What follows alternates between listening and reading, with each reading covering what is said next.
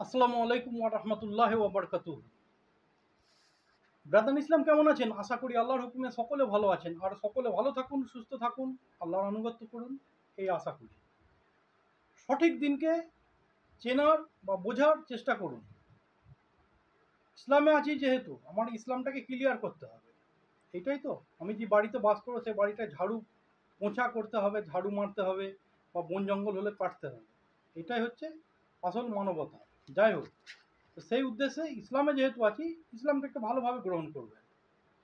এর আগে আমি বায়াতের বিষয় পার্ট 4 বানিয়েছিলাম 30/5/2025-এ। ইনশাল্লাহ আজকে তারপর থেকে বানাবো, তার আগে আল্লাহর নাম ও সাহায্য নিয়ে। আউযু বিল্লাহি মিনাশ শাইতানির রাজিম। বিসমিল্লাহির রহমানির রহিম। রাব্বি ইশরাহ লি সাদরি ওয়া ইয়াসসির লি আমরি ওয়াহলুল উকদাতাম মিন লিসানি ইয়াফকাহু কওলি ওয়া কুল্লুদ্দীনু কুল্লুহু লিল্লাহ বিসমিল্লাহি মাজরিহা ওয়া মুরসাহা ওয়া তাওয়াক্কালতু আলাল্লাহি কাফি জাআল হক ওয়া জাহাকাল বাতিল ইন্নাল বাতিলা কানা জাহুকা সাল্লাল্লাহু আন্না মুহাম্মাদান বিমা হুয়া আলুহু।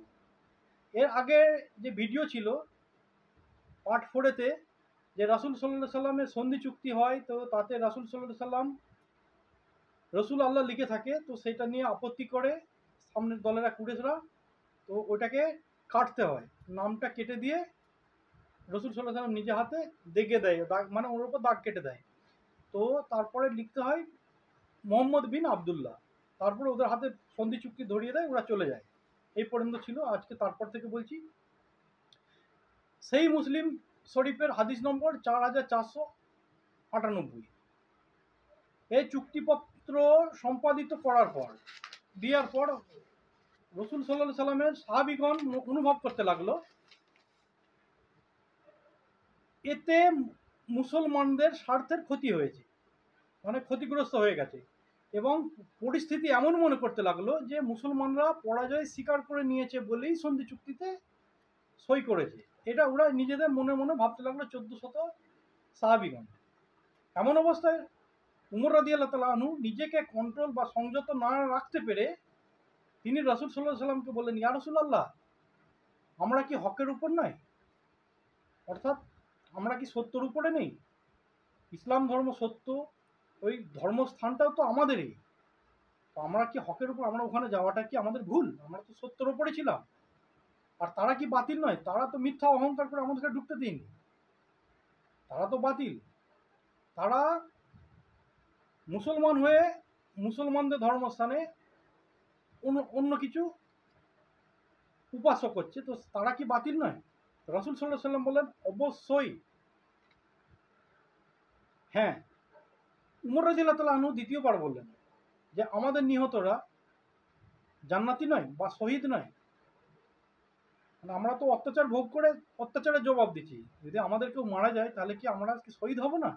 আর ওরা নিহত হলে কি জাহান্নামী নয়? যেহেতু ওরা তো জালিমতি করছে, অত্যাচার করছে, তো ওরা কি জাহান্নামী নয়? তো রাসূল সাল্লাল্লাহু আলাইহি সাল্লাম বললেন, অবশ্যই হ্যাঁ। এরপর উমর রাদিয়াল্লাহু তাআলা আনহু বললেন, তাহলে আমরা কি কারণে দিনের ব্যাপারে জিল্লত মেনে নিয়ে ফিরে যাব? যেহেতু আমরা সব দিকে ঠিক আছি, তাহলে আমরা কেন জিল্লত মেনে নিয়ে ফিরে যাব? অথচ এখন এই ব্যাপারে তাদেরও আমাদের মাঝে আল্লাহর কোনো ফায়সালা আসেনি।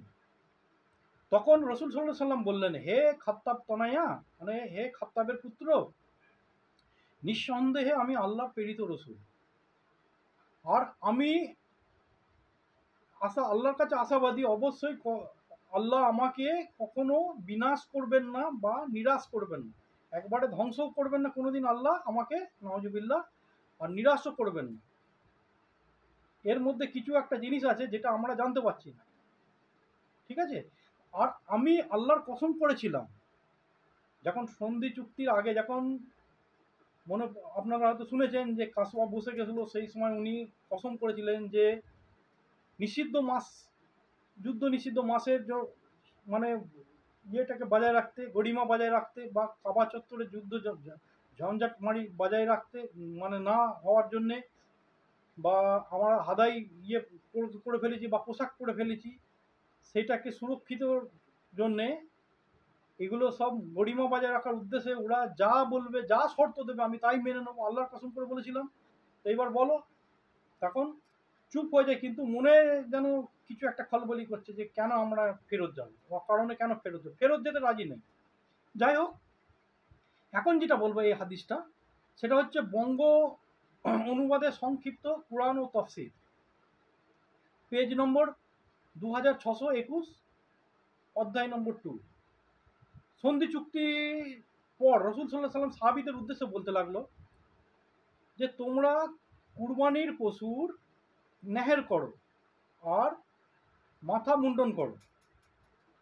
এতে সাহাবীরা কিছু মানে টসমস হয়নি বা ফলাফল দেখতে পেল না। রাসূল সাল্লাল্লাহু আলাইহি ওয়াসাল্লাম দ্বিতীয়বার বললেন, দ্বিতীয়বারেও এই কথা দিয়ে ওনার যে হুজরা আছে সেই হুজরার কাছে এসে ওই হুদাইবিয়ার মাঠে থেকে তাম্বু গেড়েছিল তো সেইখানে এসে তৃতীয়বার বললেন।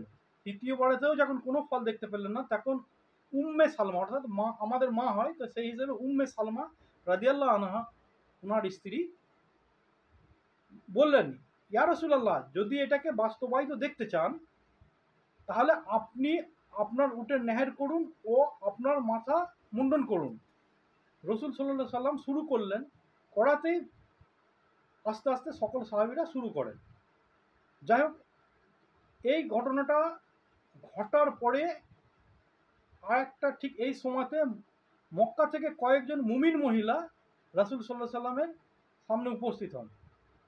সাক্ষাৎ করে যে আসে যে তারা মানসিক দিক দিয়ে খুবই মানে ভেঙে পড়েছে, খুবই দুঃখিত। কেন? যে তিনাদের নেতা, তিনাদের ইমাম, তিনাদের নবীকে কাবা জিয়ারত করতে দেওয়া হয়নি।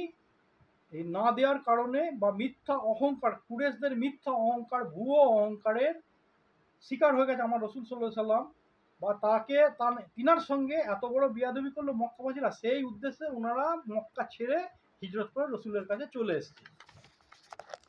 এইবার এসছে তাদের একজনকার নাম বলছে, এটা যেটা বলছি এটা হচ্ছে ইবনে কাসির জিলদ নম্বর 6, পেজ নম্বর হচ্ছে 334, 335, 336 থেকে নেওয়া আছে। এটা কোরআন শরীফ থেকে নেওয়া আছে। তখন এই মহিলাদের মধ্যে একজন ছিলেন সুবাইয়া বিনতে হারেস, মানে হারেসের পুত্রী সুবাইয়া রাদিয়াল্লাহু আনহা। ইনার স্বামীর নাম হচ্ছে সাইফি বিন রাহিব, মানে রাহিবের পুত্র সাইফি, এর স্ত্রী ছিল। তিনি রসুল সাল্লাল্লাহু আলাইহি সাল্লামের কাফেলায় আসতে আর বললেন যে আমি হিজরত করে চলে এসেছি, আমি ওখানে যাবো না ওদের ওই জালিমদের কাছে, যেহেতু আপনাকে অপমান করেছে। তখন রসুল সাল্লাল্লাহু আলাইহি সাল্লাম হুদাইবিয়ার ওই বাবলা গাছের নিচেতেই ছিলেন। 60 নম্বর সূরা মুমতাহিনার 10 নম্বর আর 11 নম্বর আয়াত নিয়ে আমার জিব্রাইল আলাইহিস সালাম রসুলের কাছে হাজির হয়ে গেলেন। ওটা আছে 28 পড়ায়। এই আয়াতটা এত ভয়ঙ্কর যে ওই মুহূর্তে অন্য কোনো মানুষ হলে সে দমে যেত। একমাত্র রসুল সাল্লাল্লাহু আলাইহি সাল্লামের কাছে এসছেন। এবার কি এসছে, 14টা কথা পাঠিয়েছে, একবারে ভয়ঙ্কর ভয়ঙ্কর, আপনারা শুনুন। এতে কি বলছে যে 1 নম্বর কথা, শুধু রসুলের কাছে এসছে, পুরো ওই মুসলমান যে কটা ছিল ওখানে 1400, তাদের উদ্দেশ্যে বলছে যে আল্লাহ, হে ইমানওয়ালো, আল্লাহর হালতকে উপর বিশ্বাস রাখনেওয়ালা মানুষগণ, তোমাদের কাছে মুমিন নারীরা হিজরত করে অর্থাৎ দেশ ত্যাগ করে আসলে তোমরা তাহাদেরকে পরীক্ষা করো। কেউ যদি আসে পরীক্ষা করো। কেন পরীক্ষা করো? ওই সূরা মুমতাহিনার 1 থেকে 9 নম্বর আয়াত, একটা মহিলা ধোঁকেবাজ আর কি, সে জারসুস ছিল, তার কারণে এসছে আয়াতগুলো। সেটাও বলবো ওই জায়গায় গেলে, ওটা মক্কা বিজয়ের আগে, ঠিক আছে?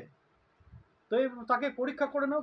2 নম্বর কথা বলেছে এই 10 নম্বর আয়াতে, আল্লাহ তাহাদের ইমান সম্বন্ধে পরিপূর্ণ জ্ঞান রাখেন। অবশ্যই আল্লাহ জানে সবাইকার বিষয়, তো আমার মানে কি দুনিয়ার সব কিছুতে খোঁজ রাখেন তো, ইন্নাকা আলা কুল্লি শাইইন কাদির। যাই হোক, অতঃপর যদি তোমরা বুঝতে পারো বা জানতে পারো যে তারা মুমিন নারী, এর আগে ধোকা হয়েছে বললাম না, তো সেই মুমিন নারী যদি তোমরা জানতে পারো, তাহলে তাদেরকে 4 নম্বর কথা বলছে, তাহলে তাদেরকে কাফিরদের কাছে আর ফেরত পাঠিয়ে দিও না।